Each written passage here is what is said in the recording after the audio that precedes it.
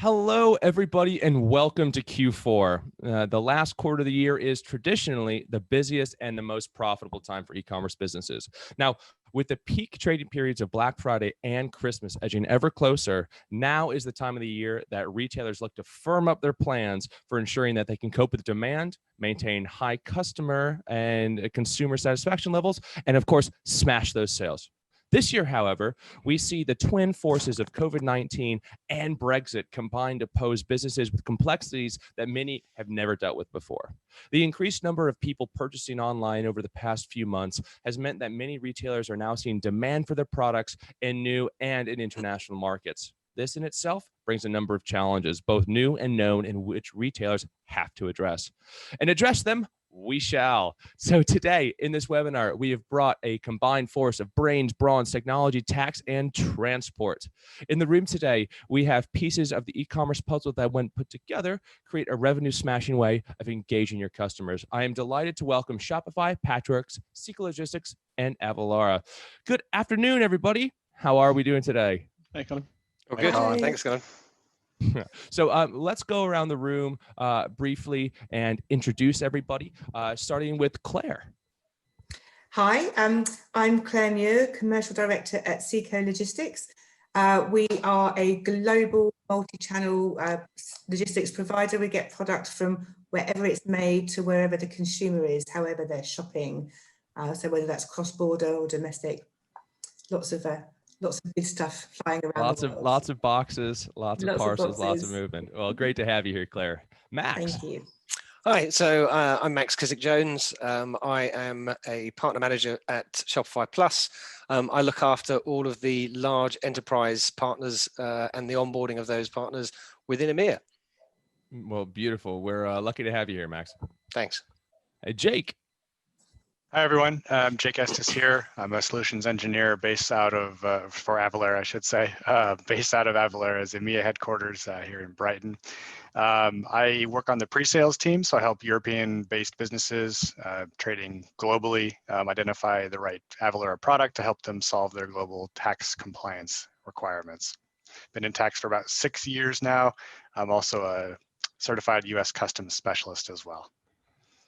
And the letters after the name keep going. And you also have an MBA in there as well, Jake. We're delighted to have your expertise with us today. Yeah, maybe not relevant for this presentation, but yes.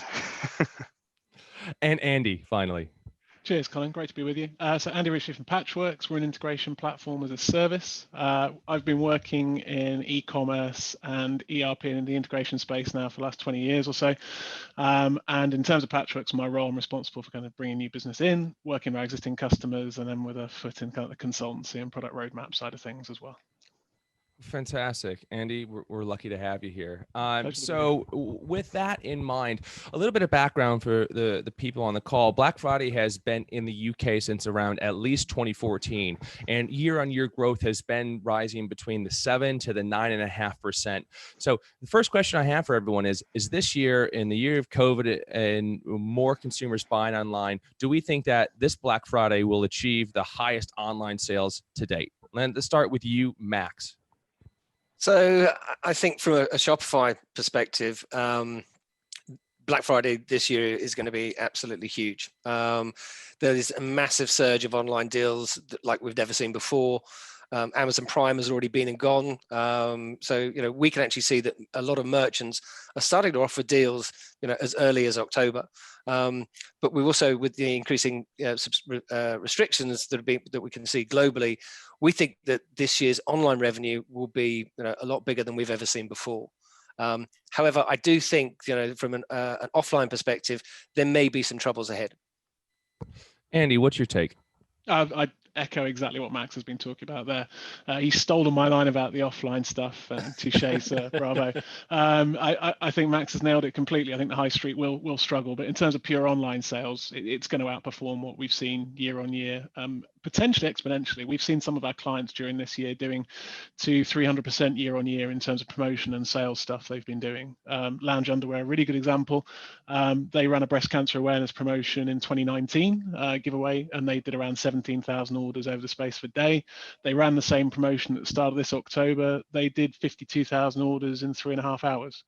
And that's in line with similar figures that retailer and other major kind of rapid growth retailers have seen in terms of increase on sales stuff. So yeah, I think online sales Black Friday this year it's going to outstrip at a rate of knots. And it's interesting to take that into consideration. Obviously, we've got more consumers used to being buying online, but do they have the capital, the expenditure available to spend on this kind of Christmas? Claire, what's your take? Yes, I tend to agree with Max and Andy that offline is going to struggle. I think people are going to be a bit scared to go shopping on the high street, but I also think that when we're seeing forecasts already across the board of the peak period definitely being significantly bigger this year, because that demand may be smaller, you're going to have a smaller Christmas, etc., but people are going to go online. What I am wondering though is actual Black Friday, the day itself, going to be bigger? Because what I'm seeing is if we take the 2-week or even the month period in the run up to and afterwards, the overall orders we're seeing forecasts are looking a lot bigger, but actually on that one day, maybe not. Maybe that one day might not hit the same peak as last year because people are spreading the volume out a little bit. So what you're saying here is we're kind of flattening the curve a little bit in terms of the amount of sales and the transaction volumes that we're seeing. Absolutely. I think typically, especially, it's been flattening over the last 6 years to some degree. So it was always what I call the heartbeat, where there was a dip for the day and then a massive spike on the day, the Black Friday, even though more and more retailers have been pushing out their promotions earlier and for longer periods. But I'm just wondering whether that dip is going to disappear as well as the really big spike, and we're just going to get a much smoother across the 2 weeks, say. See, when you mentioned, the dippage, I think what we've seen is a lot of consumers and a lot of brands and a lot of retailers providing like time limited opportunities in which to buy and time limited deals and sales on right here. But what we've actually seen throughout the year is, discounts and discounts and discounts to get people buying. So, I mean, another question I have for you guys is, with year-long discounts, has this left any room for further reduction?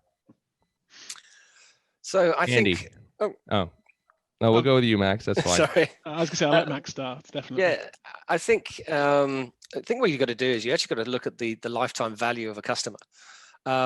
Yes, there's been discounts all year round. So I think if you start setting up strategies that you can implement after Black Friday, Cyber Monday, engaging those new customers with possibly a new discount, but then look at increasing their lifetime value. So by doing things like running double discount events for your existing loyalty program members, and possibly add something to January that's exclusive for those new members, something like highlighting the value of double points, and it's really around dangling a carrot. It's quite common for customers who join a loyalty program to lose interest after they've claimed that first reward. So if you keep them hooked, place them in different tiers within your program, that way you can see them spend a higher level, and obviously they're trying to do that to aspire to reach the level that they want to. Andy. Yeah, I think in terms of lifetime value stuff, Max is spot on, and it's why I was quite keen for him to kind of chip in first on that score. I think one of the important things from my perspective is, and it doesn't actually apply to many of our customers at Patchworks, but over the wider market, it's just a question of whether Black Friday is the right place for you to be. I think, as Max and I have talked about, we think Black Friday, in terms of sales figures, is going to go through the roof, but that doesn't necessarily mean as a retailer that you need to be on board. Is Black Friday a good fit for your brand? Is Black Friday a good fit for your customer base and for your offer, and for what you and your customers are trying to, the environment you're creating for your customers? For a lot of retailers, the answer to that's going to be yes. But it's not the case that everybody necessarily has to pile in. And I think we see with some of our retailers, certainly from a personal perspective, that there's an element of kind of peer pressure, and kind of you see other brands in a similar space to you taking part, and you're thinking, oh, well, hold on, I don't want to get left behind. And sometimes you shouldn't get left behind, but sometimes actually you need to kind of look at it yourself and understand whether it's the right fit for you. So did I just hear you say corporate peer pressure? I just said peer pressure, but yeah, I think especially in the kind of e-commerce space. It's quite entrepreneurial. There are very close relationships between people that compete with each other, and I think it can be quite easy sometimes to go, well, hold on a minute, Fred's doing this, why, what, we need to be on it. And they come back to the office and get the team going, and there's a lot of energy, and no one's actually necessarily stepped back and gone, hold on, does this fit us too? So what you're saying there is that there's a kind of a fear of missing out now, especially. And would you say that there are retailers who have never been online before, who have now gone online, and who are making the expenditure to be able to keep up with potential demand for Black Friday? Definitely, and I think where that's that fear of missing out element. If you're brand new to that commerce space, that direct to consumer space, you're going to see everyone else doing it, and you're going to assume you have to be there. And for most people, it's a great fit. But you look at a brand like Patagonia, for instance. They've always stepped away from it. Black Friday means something to some consumers, which is actually quite negative. It's all about discounting. It's all about being forced to shop at a specific point in time. And for a lot of retailers and consumers, that works brilliantly. And I think with the run up to what we're going to be going through during December and Christmas as a country in the UK and kind of worldwide with the pandemic and stuff, I think potentially it's going to be a boon for kind of getting your shopping done early, getting your discounts, not spending as much into that peak period, and will fit really well with kind of like the times. But that doesn't mean it's the case for everybody from my perspective. No, absolutely not. As we say here at Avalara, no two businesses are alike, and that means that no two tax profiles are alike. So what we're saying here is, I think we're all pretty much in agreement that this Black Friday is going to be substantial, at least in terms of the number of transactions.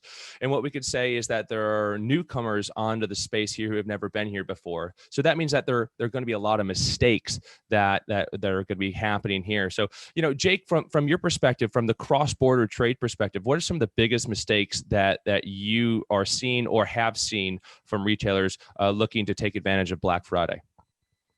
Yeah, I mean, cross-border is, kind of the default approach for many online retailers, particularly European-based. And what we know of as cross-border up until, recently has been, just shipping into the EU, right? If you're a UK company, or going after the UK if you're on the continent. With Brexit specifically coming, it's looking more and more like we're going to have a hard Brexit. All of a sudden you're dealing with taxes. And if you sell into the US or Canada, Mexico, wherever, you've already dealt with that. But all of a sudden there's gonna be a lot of retailers who are very used to not having to deal with import duties, right? And trading in the EU. And so some folks are going to be better prepared than others, but I think that some of the biggest mistakes we see from as a tax technology company, is that you just sweep it under the rug until it hits you in the face, until you get that letter from the tax office, or customers call you up angrily that you didn't present taxes to them or deal with the taxes for them. Results in problems, and then they ended up calling a provider and figuring out how to do it, or talking to their carrier. But that's one of the chief mistakes that we see, is just ignoring it or not preparing enough for upcoming changes. So in this case, ignorance is definitely not bliss. No, you can get away with it for a while, but ultimately it'll rear its ugly government head. Oh, the ugly government head. Oh, we've all been there, done that. Claire, how about you? What are some of the biggest mistakes that you've had to look at?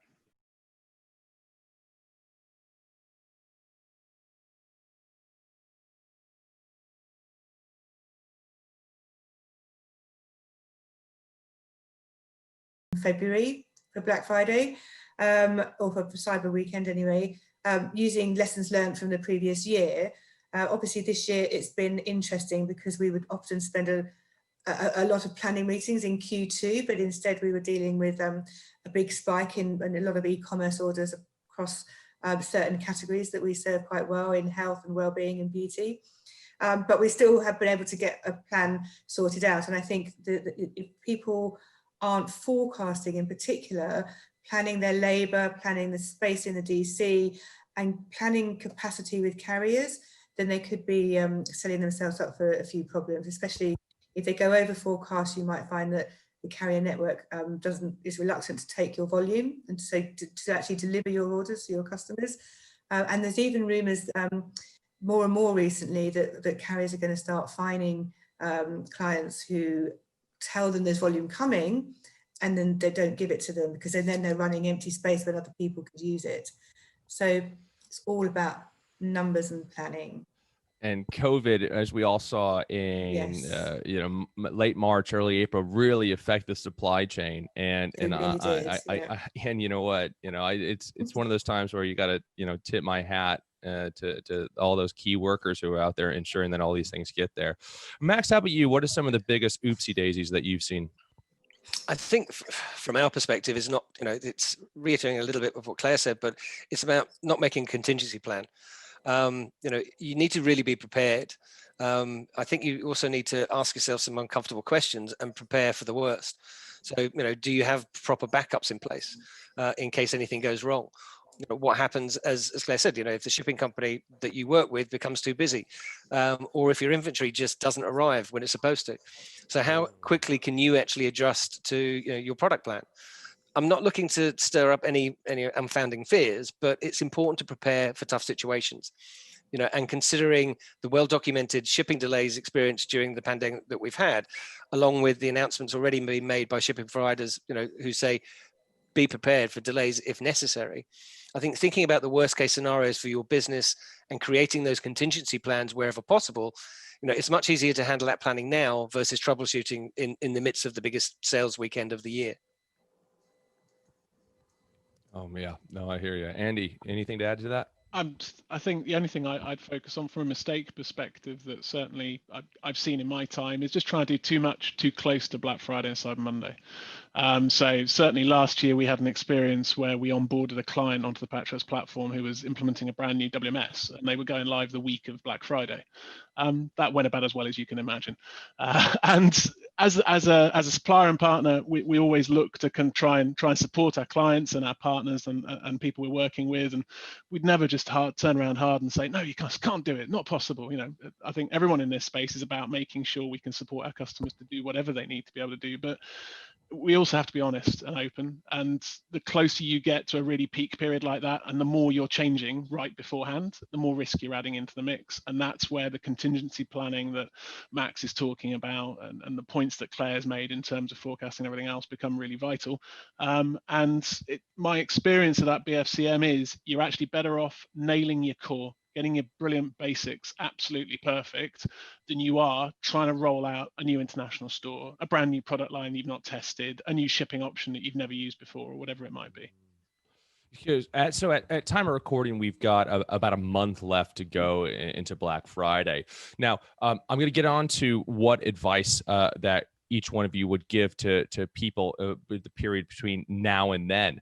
But if we're looking at reflecting of some of the practice that we've seen, we've just heard about some of the mistakes. But what about some of the really positive, the really the movements, the ideas, the thoughts, the practices that have really worked?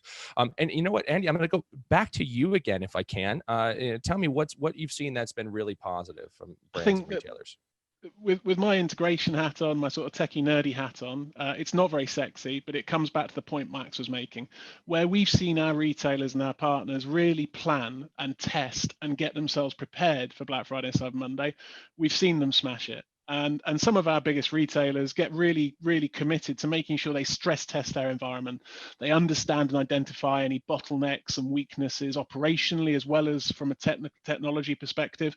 And we work mainly with IT teams and e-commerce teams, and it can be quite hard sometimes for those parts of an organization to make the rest of the company understand what the potential pitfalls of something like Black Friday and Cyber Monday are going to be. So if you can go through that testing process and analyze those bottlenecks and weaknesses, you can then communicate that through to the rest of the business. And I know Max has already talked about the contingency planning. We've already talked about it in past conversations between the five of us, but that communication piece internally as well as externally is vital, because if you can make sure the business's expectations are set about what's going to happen in the warehouse if this goes wrong, what's going to happen with the website if we get overloaded, what's going to happen with the integration if all of a sudden 25,000 orders appear in a minute, everyone's on the right page from the day one. You're not having to deal with kind of like people screaming at you. They're just turning to their flip chart or their book or their Confluence page or whatever it is and going, right, this is what we do, and on you go. And Jake, you once told me many moons ago that you should set expectations early and often. Andy's saying you do that internally and externally. So what kind of successful traits have we seen at Avalara from our thousands of customers who really smash Black Friday? I mean, investing in the right technology at the right time, I think is the big thing. And you know, when you're using, let's take Shopify, for example. Shopify makes it very easy for a business anywhere in the world to sell internationally, right? They've got a great ability to localize the platform. You know, so if you're a European business, you want to sell in Canada, right, in the US or whatever, there's a lot of tools you can use. Now, you're going to invest in all sorts of tools to help localize that website and you know, push it to market in this new market. And tax has to be part of that. And so the companies that we've seen be very successful invest heavily in tax software to make sure that it's done right globally. Because if you're a team that's only based in Germany or only based in the UK, and now all of a sudden you're fielding questions from customers around the world and you're fielding questions from tax authorities around the world, having the right technology in place really mitigates the risk there, and improves customer experience when you're calculating and reporting things correctly to the buyers, and you're not dealing with more delays in customs because of some item that you shipped was misclassified. You didn't include the fact that there was some element of the jeans you're selling or the blouses that you're selling that were misclassified, and so you're getting products to your customers quicker. You're not having to deal with problems with the customs authorities. And so again, the companies that we've seen be very successful and kind of have at least friction with going international are the ones who spend money, invest in tax technology amongst the other suites of products that they purchase to help sell internationally. It's all about bringing the complementary technology together, I think, in this day and age, isn't it? We've gone so far past the point of the catalog book, really, isn't it? And with that technology, and there's lots of opportunity, and there's also, like Andy was saying there, could have thousands of sales in an hour. Claire, you talk about planning in Q2. Previous years, where have the really successful companies managed to get their goods to their clients on time and successfully? I think obviously if the plan's in place, there's probably two key things from an operations, and that is marketing and operations need to be best friends. Whenever you're, as Andrew says, whenever you're thinking about what kind of promo it's going to be, I mean, it's going to be like a large light toy, for example, that's going to create logistical challenges in the fulfillment centres and all through the carrier network. And if you're going cross-border on the road or air freight transport, so all of the product and the level of promotion that you're expecting needs to be planned. So those two departments or people need to be best friends, and often that's not naturally the case. So sometimes a bit of focus needs to be put there. But going back to Jake's point, the communication to the consumer is important. So when you're doing the promotion, I think it's really key to, for example, change some consumer expectations for delivery might take a little bit longer. So whilst you can do your next day, still next day, some brands might want to turn that off, or they might want to extend their standard delivery or their international delivery just to give operations a few more days to get over bumps in the road between the fulfillment centre and the consumer. And maybe the same for returns processing. Returns are going to come back. They're going to start coming back a week, 2 weeks later. So perhaps give your operations team a little bit of grace by saying, rather than saying returns will be processed within, I don't know, 1 day, maybe give them 2 or 3 days, just so they can manage, smooth out those little kinks. Are you trying to say that there's a difference in personalities between the sales and marketing guys and the operations? Because I am grossly insulted by everything. This is news, right? Oh, it's news to me, but I'm sure it's not. I'm sure it's not news to the members of those teams. Well, that's practical. It's practical advice, and I'm glad to see that that sort of internal communication is moved along substantially, at least in the time that I've been in corporate. So, Max, how about you? What are some of the real good practices that you've been seeing? I think from my perspective, it's making things like inventory decisions early. Picking the products that you want to promote for Black Friday and Cyber Monday, it should be done as early as possible. Especially if you're going to rely on suppliers to source or manufacture that inventory. Suppliers have been operating above capacity since this pandemic started, and they really do need plenty of leeway to get products ready. And I think in terms of choosing which products to order, there's many different ways to forecast demand, and identify what merchandise you want to re-up for Black Friday, Cyber Monday. So if you're on Shopify, one place you can start is with your Shopify reports. You can use that sale by product report, filter it by last year's Black Friday, Cyber Monday dates, and see which products typically sell well during that season and during that particular period. And then optimize your order and fulfillment workflow. If you've got high volumes of sales in a short period of time, it makes it more difficult to fulfill and get orders to customers quickly. So, organizing your fulfillment area, hiring additional fulfillment staff. And the major thing I would say is over communicate. If you communicate clearly and regularly, not only with your fulfillment and your local delivery staff, it will help avoid any errors, that you could have, and save you time in the long run. If you on Shopify, you can use your orders timeline in your administration area with specific instructions for your staff. So you can actually give them some updates, tell them if these particular orders come through and it's a VIP customer, get those prioritized. I think those are the type of things that you really need to look at. Yeah, I think that's extremely relevant to the kind of conversations I'm sure many teams are having internally at the moment, and externally as well, with many consultants and technology providers like all of us here on today. One of the biggest things that I believe when it comes to expanding a business is reducing the cost of your customer acquisition, right? How can I ensure that every customer that I get, and each time it becomes less money to spend on marketing and fulfillment, on tax. But with the world as it is right now, and with the upcoming B word on the 1st of January, it means now that the complications are massively increasing when it comes to being able to actually deliver and fulfill and make compliant those orders. So I'm specifically focusing on Jake and Claire on this one. So what are some of the key operational logistic elements that you need to consider when obviously managing this peak before Christmas, and also how you maintain the customer loyalty and also ensuring that you can get your goods across border after the 1st of Jan? And can we start with Jake on that one, if we can? Yeah, sure. As I kind of touched on briefly a few minutes ago, there are businesses now that trade into Europe freely, and all of a sudden, come January 1, they're going to have to start dealing with customs authorities, which is it's no fun, and they're going to approach it in different ways. Some are going to try to tackle it in-house. Some are going to just rely on carriers. Some have deeper pockets, and they can invest in using some kind of advisor, broker, that kind of service, lawyers, right? And it really just depends on the business, but you're going to have to deal with it unless you want to just kind of clam up and stay in the UK.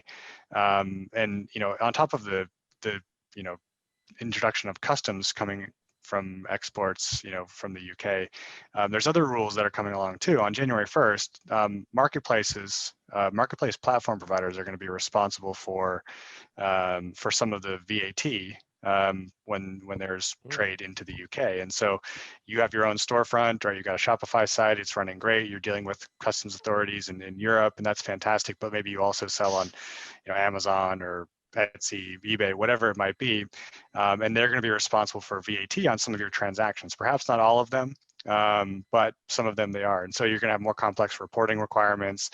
And so January 1st, assuming no delays in the implementation of these laws, is going to result in a lot of confusion, a lot of delays in shipments, because businesses don't handle it correctly or aren't well enough prepared. Jake, I hear a lot about two acronyms, DDP and DAP, Sure. and people are talking about importers of record. Can you help make sense of that a little bit?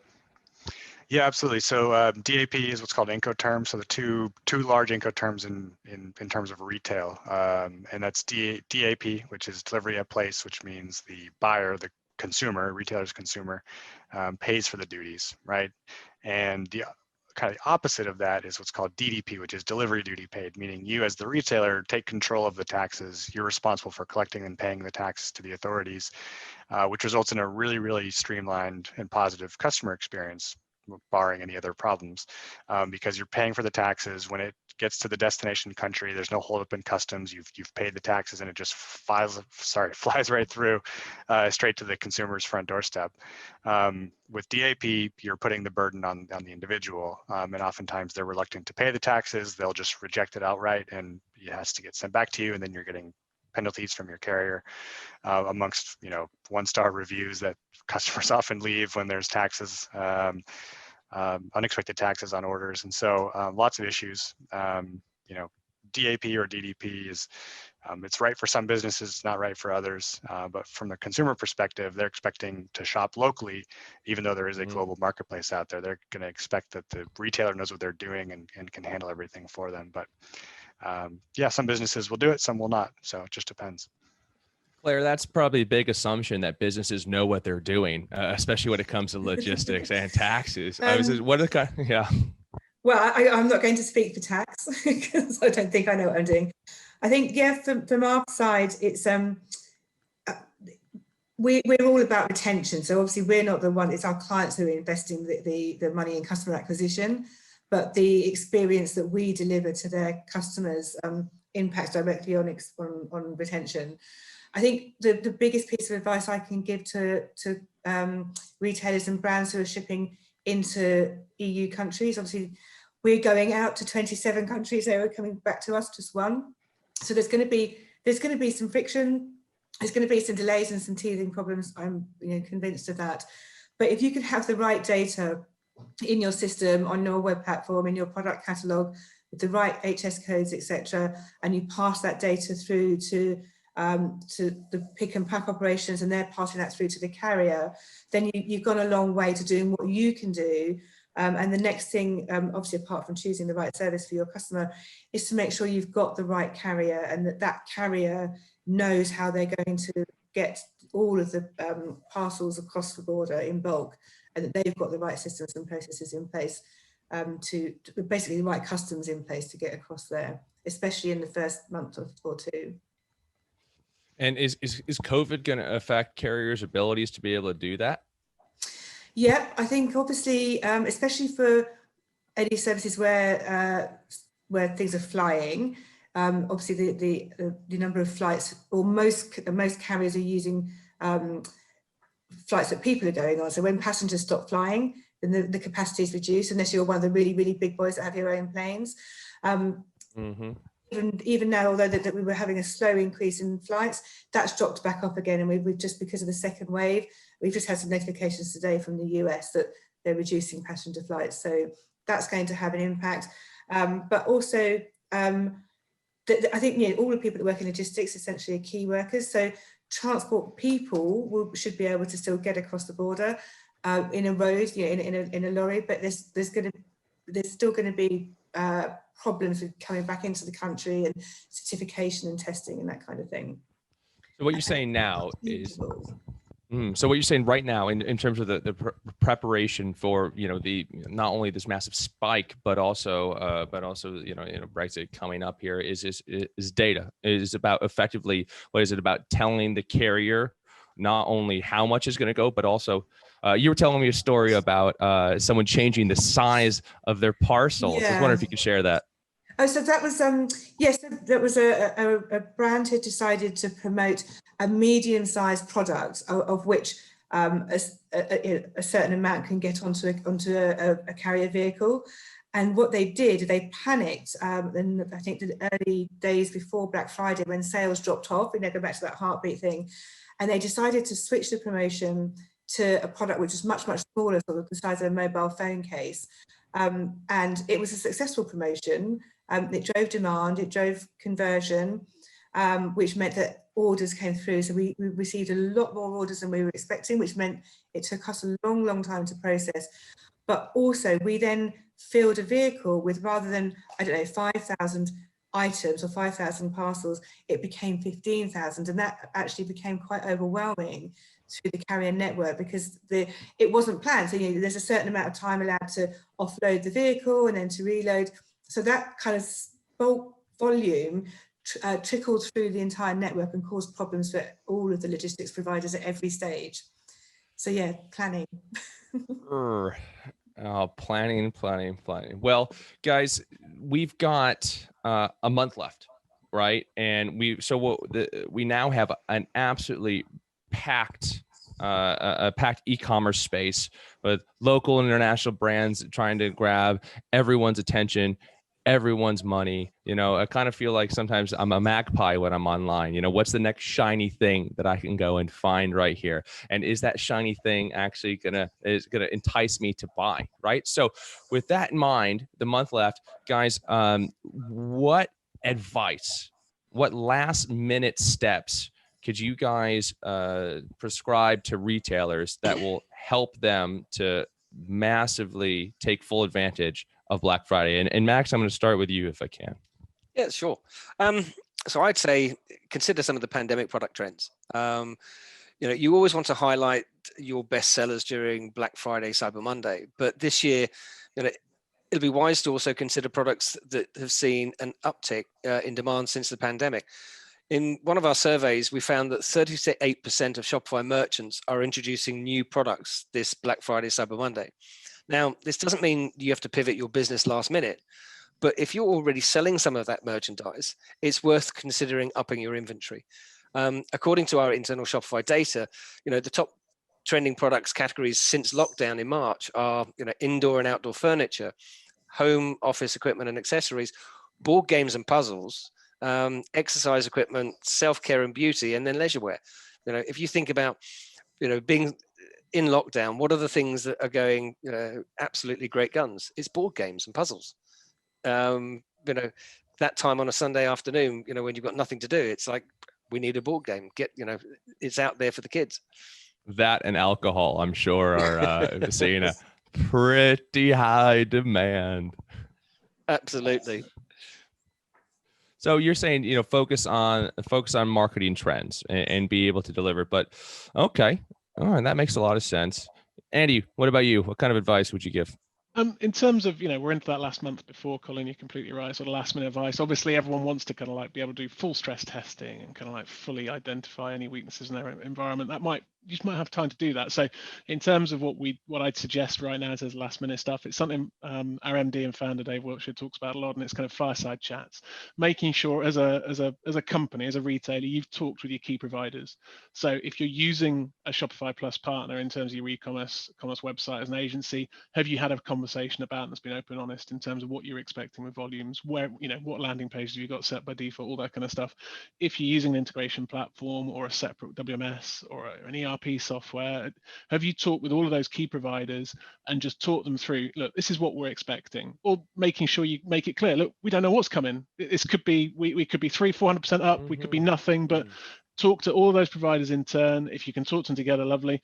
Get them all on the same page. Make sure you've got nice, clear lines of communication with them for kind of like the peak trading event you're going into, and just be as prepared as you can be. And I think if you've left it too late, you've left it too late. Doesn't mean you shouldn't engage with them and get on with it. You're better off having a conversation, even if it's 2-3 days beforehand, and making sure people are ready, than just closing your eyes, crossing your fingers and praying, and then having to phone someone like Max and me up on Friday night to say, So that it kind of follows on with a question with you in a comment you said earlier about, do businesses actually need to get involved in Black Friday? Is there kind of a criteria of businesses who just should not get involved? Like, what's too late? I don't think there is a too late in terms of should not, in terms of how your business is set up. You might have your business configured in terms of your supply chain, your warehousing, your processes and systems, where you could flick the switch on 12 hours notice. And some of our customers we work with, they're that well set up and configured that they can just bang, we're doing a promotion, get on with it. Other retailers, they might need 3 or 4 months to scale up for that kind of thing. And if you talk about traditional people we talked about coming to e-commerce, my expectation would be they'd be far more in that environment. There'll be people who have to sign things off up to about 15 different levels. They're not going to be that agile as a business. They're not going to be used to working in that kind of environment. And I think for me as well as a brand, it comes back to, and there isn't an easy answer on this, I'm afraid, but it just comes back to understanding your customer and understanding your product and your offering. Is Black Friday a good fit? Because like we've said, for most people, It is either because we've had a conversation previously, obviously, which I'm sure people have worked out by now. And Claire made a really good point on that conversation about the fact that there's a residual impact of Black Friday. As a retailer, I might not need to do anything. I might, black out a couple of pages, whatever else I do, but I might not need to put any promotions in because I'm going to get business because there are people there anyway. So it's not all about kind of diving in, embracing it yourself. Potentially, maybe you have that benefit from others, and then like we talked about, is it just a good fit? Am I actually going to upset my customers by being part of it? We work with some very ethical brands and some very lovely retailers where actually their persona that they sell to, their customer, would be livid that they were pushing stuff down their throat on Black Friday and Cyber Monday. Well, I'm sure you get some of them in Brighton. Capitalism Right. bad. Exactly, Colin. Exactly. So Claire, following on, what kind of last minute advice would you be giving out? I would pray that people don't flick the switch at the last minute. So my advice would be, obviously check the data, check that you've got your forecasting, because obviously, as I said before, the one thing that we know about a forecast is that it's definitely wrong. But the closer you get to Black Friday, the more you can finesse that and pass that information along your supply chain. Make sure you've got that capacity reserved with your carrier, because they need to plan, and they're getting stricter and stricter. So if there's one thing that you haven't done anything and you're only going to do one thing, make sure you've got that capacity with your carrier. And finally, just pray we don't have snow.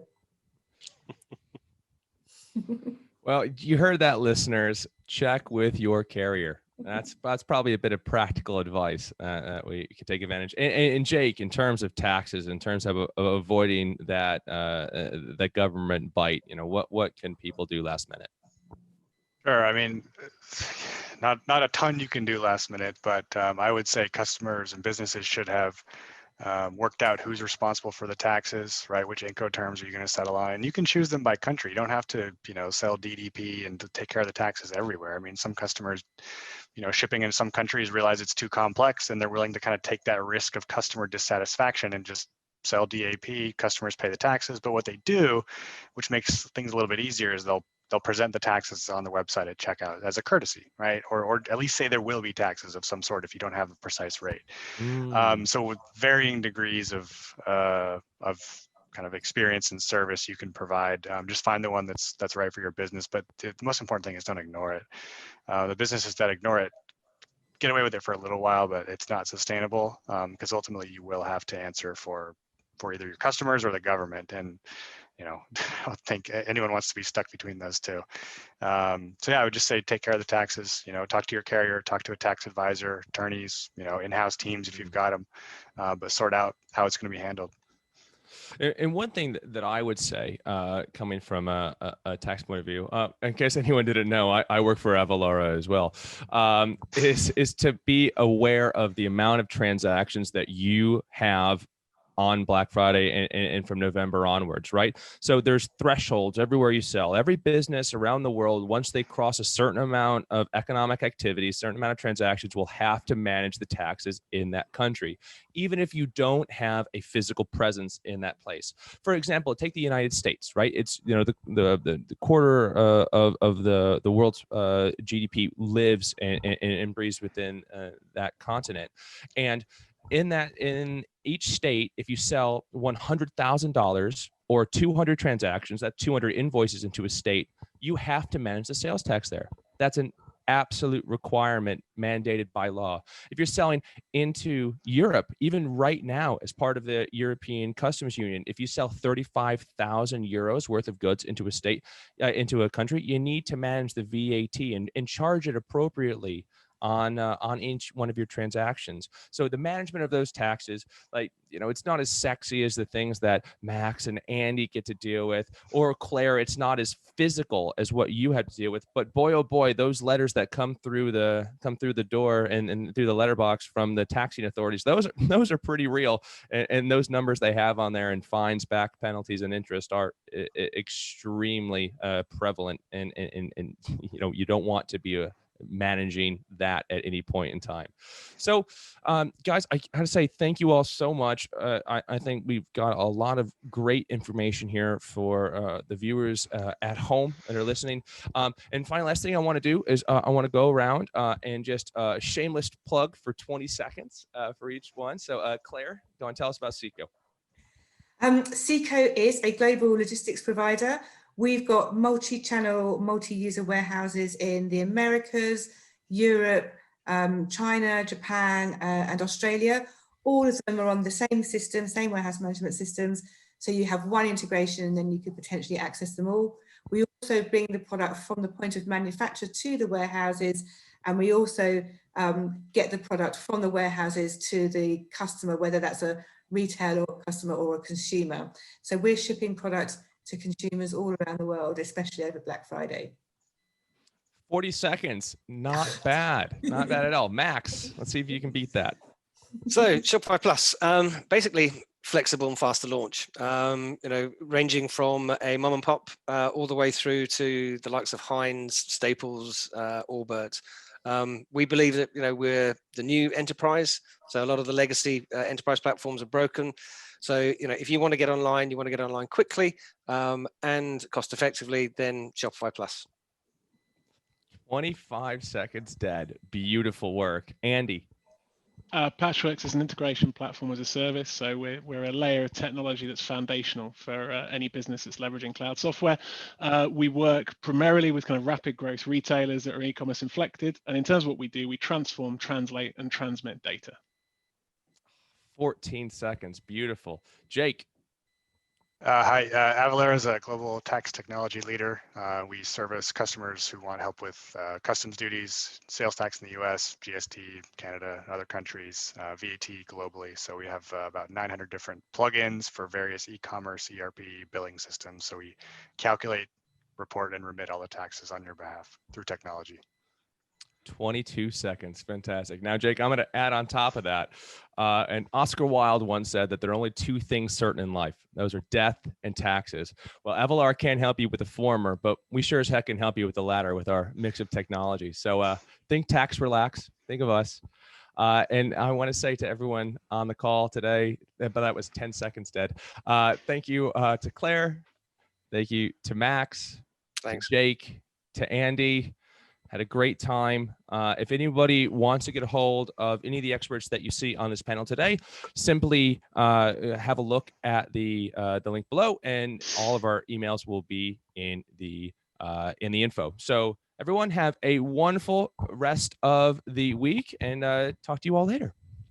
Thanks, Colin. Thanks, Bye. Colin.